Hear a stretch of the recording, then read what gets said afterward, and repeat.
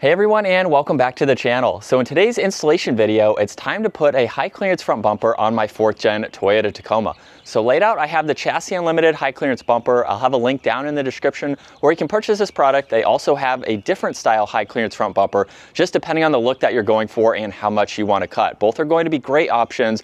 With this bumper here, this is powder coated black, and as you can tell, it has the separate winglets on both sides, which we will install as we go. So it's nice that we can focus on the middle section of the bumper and then get to those as we go.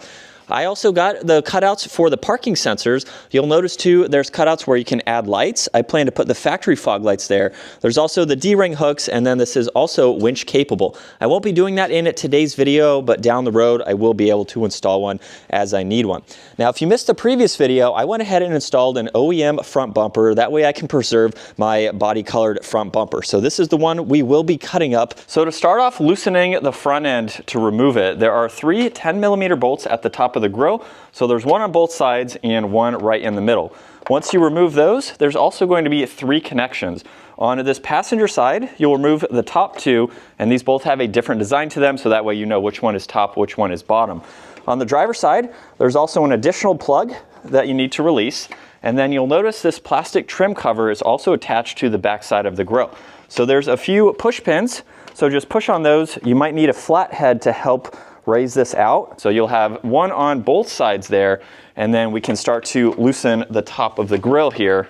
From there, we'll move on to the fender flares. Now on the inner fender liner, there's going to be 7 10mm bolts. There's also going to be 2 plastic pins that are located inside. They're going to have a slit in them where you can use a flathead, rotate both of those 90 degrees. You can pop those out, and then you'll just look for the 7 bolts that run throughout the entire interior. And with those removed, you can simply put your hand in between the carpeted liner and the back of the bumper. There's a tab that you need to release on the lower section, and then you can slowly just work your way around the top of it. So you just pull all those tabs out nice and easy, so that way nothing breaks, of course. And with the fender flare removed, there's going to be 1 screw that you need to release. So of course there will be one on both sides, and then that will give you access to pop this out. From here, we'll work our way to the underside of the bumper where there's going to be 2 10mm bolts. So you'll loosen the first one, which is attached to this carpeted fender liner, and once you have that one removed, that will expose the secondary 10mm, and this is actually holding the lower section of the bumper to the frame supports behind it. And then there's 2 more on both sides of the middle here. So with the middle line of the truck, you have one just to the right and one just to the left. And these are holding the lower bumper valance to the backside of the frame supports. And with everything loosened and removed, now it's time to start popping the sides of the bumper out. So it might be a little bit tricky if this is your first time doing it. You just need to get a good hand behind here to pop this out from the headlight. So even with this new bumper that I have, a little bit tricky there. And then you can start to slowly loosen the upper section of the grill here. So just be careful that, of course, you don't drop it, and you can easily wiggle it right off. With the bumper on the ground now, there's a few things that we have to disassemble and then put this back on the truck in order to start with this new bumper. On the passenger side, where there's those 2 connections we removed earlier, there's a 3rd one, and this will go to this front air grill. So there's also 6 10mm bolts surrounding this that we need to loosen. From here, it's time to remove the front factory bumper valance. There's going to be 9 screws to remove. There's 3 on this upper section, and then you'll have some just behind the fog lights. If you don't have fog lights, it may look a little bit different, but you want to go across this entire bottom base here. And along with the screws, there'll be several tabs that we have to disconnect as well. And with those screws removed, I went ahead and disconnected the middle parking sensors as well, because there's the trim piece surrounding the fog lights that we need to remove as well. And with the screws out, there's going to be tabs along this back section that you need to release. And it's pretty flexible, so you can easily do that. Then there's also going to be tabs on this lower section. So it might be hard to reach for some of these. You might want to grab a flathead just to get in some of those tighter spots.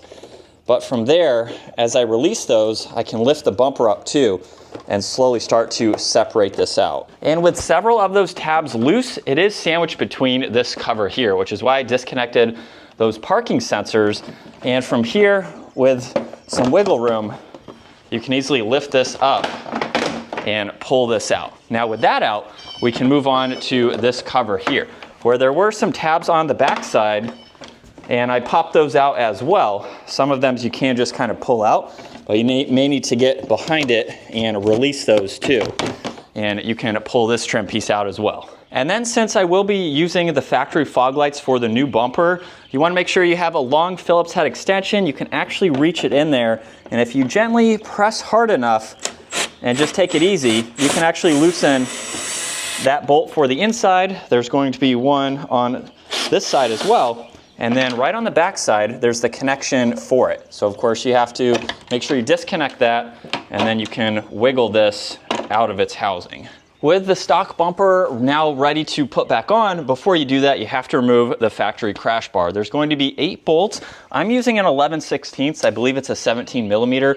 You have 2 bolts on both sides up top, and then you'll have 2 underneath that you'll have to remove. You can then pull this forwards, and we can pull this whole assembly right off. With the bumper now ready to go, I did realize that you will have to remove your factory skid plate. I have an aftermarket skid plate. I loosened it because I did a mock-up with this new bumper, and it was just barely touching the corners, so I think I can get away with having the bumper and my skid plate, but you'll just have to work around if that makes sense for you. I also realized with this active grille shutter on the back, you probably could leave it on to do this unassembly, but it did give me some better access, especially unhooking those fog lights. It's not really all that hard to do. I'm going to install this just like if it was actually all put together. And the last thing you need to transfer over, if you do have the factory parking sensors, these are just held on with adhesive. So you can heat it up or just use a flathead to slowly pry them off. And I will be readhesing them to the new bumper. So it's not all that hard. Just go slow so that way you don't break this housing, because of course you will need it for the new bumper. It is time to make our first cut on this bumper now. So we need to remove this middle section right here. There's also some tabs that are holding this against where the fog lights were. This is all going to stay. So we're just removing this front section that wiggles right here. In order to do that, we have to cut on both sides. So I'm going to follow this inner edge of the bumper all the way up. Now, a few things to note behind that, we do have the attachment for the fog lights, which is back here. There's also this secondary cable as well. I should have enough protection with this module behind here, but just keep in mind that you have those there and you don't go too far in for the cut.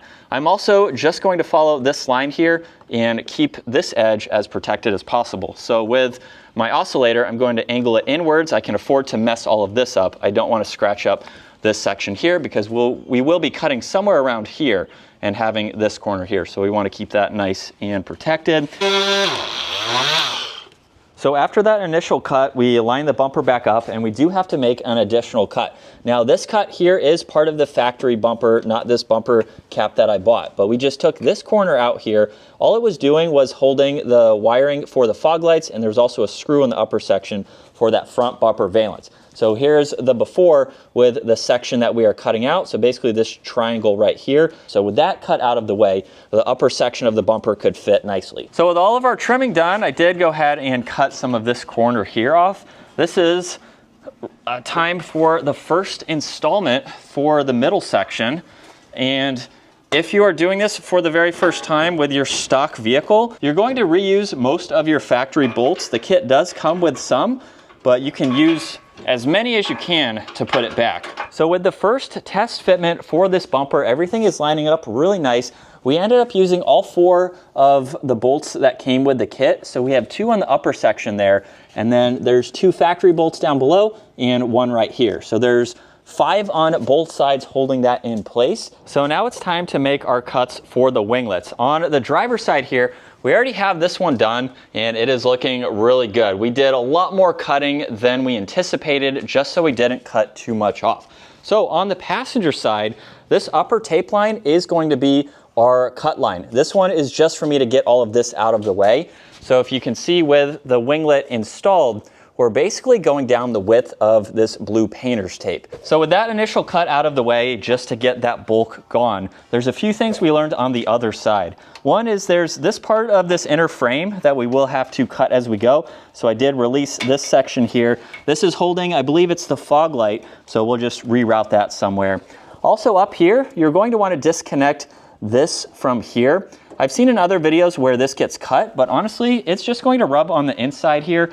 Not the biggest deal. It might take some of the powder coating away. If I ever go to sell the truck, I can just touch that up rather than trying to replace this metal. So this is just kind of going to get bent out of the way, and if you remove this, it just makes it a little bit easier to have. With the next cut line done, getting a majority of that bulk out of the way, I'm lining up one of these bolts with the bolt on the bumper. It's not the exact hole for it, but we're at least getting the height and we're getting somewhat of the correct angle.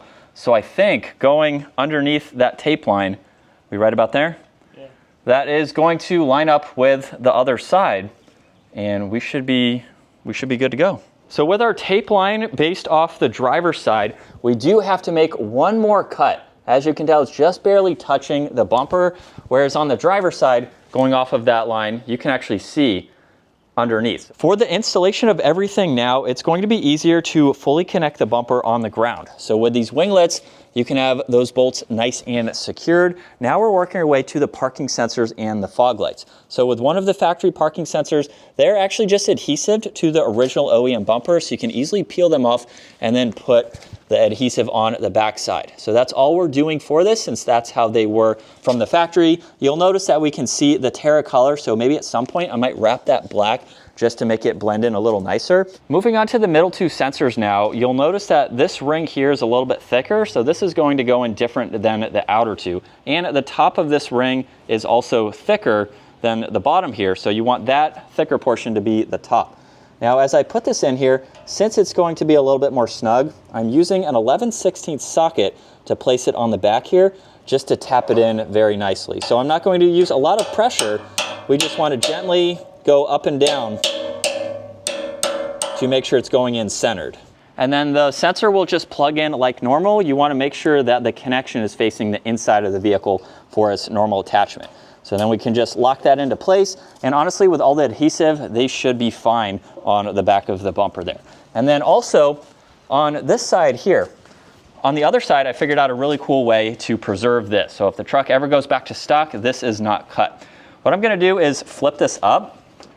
And I actually have a push pin in the other side, one of those self ones that will hold since there's no backing here. It's actually going to go in this hole. And then if you look way up top here, there's another section to put another pin. So this can be nice and folded out of the way and just protect some of these components here as needed. We also went ahead and adhesived the fog lights to the back side. Now these are flipped upside down. So the driver's side is flipped up on that side and then vice versa. This is kind of temporary. They do fit. I did have to cut off the rest of this section here for the factory bumper. So if I ever go back to stock, I'll have to buy that section there. And other fog lights may be the same depth, but they will attach a little bit differently. So those are adhesive for now. And now is the first fit meant with everything attached. Definitely helpful to have a second hand. So today's 9 to 5 is the new bumper for the Tacoma. Definitely looks really cool. Now there's going to be a few different options for me for this. If you want to cut up your factory bumper, that's on you. I'm either going to wrap it to match. I can paint it at some point. So far, I think it looks really cool though, blended in nicely. Now, as far as the fender flares go, I'm going to hold up the stock one since I will not be using these anymore for this project.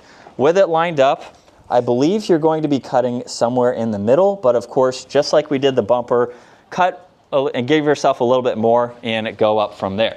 A lot of you have been asking where my wider pro style flares have gone, and this was all part of the plan getting to this project here. So this is going to be the next step. We won't be doing this in today's video. We're going to figure out how to cut that and blend it in nicely with the bumper, and we're going to have a very wide stance for the front of this truck. So stay tuned for part 2, basically doing the fender flares and a few other cosmetic goodies for the Tacoma. Also, again, take a look at the link down in the description below where you can get this high clearance bumper. There's also another one that I'll have pictured where you will be cutting a little bit lower. So if you're not looking for quite this high clearance, there are 2 different high clearance bumpers available for the 4th Gen Tacoma. If you enjoyed today's installation of this bumper, give this video a huge thumbs up and consider smashing that subscribe button so you can stay up to date with our daily uploads and the rest of the truck build. We'll see you all in the next video.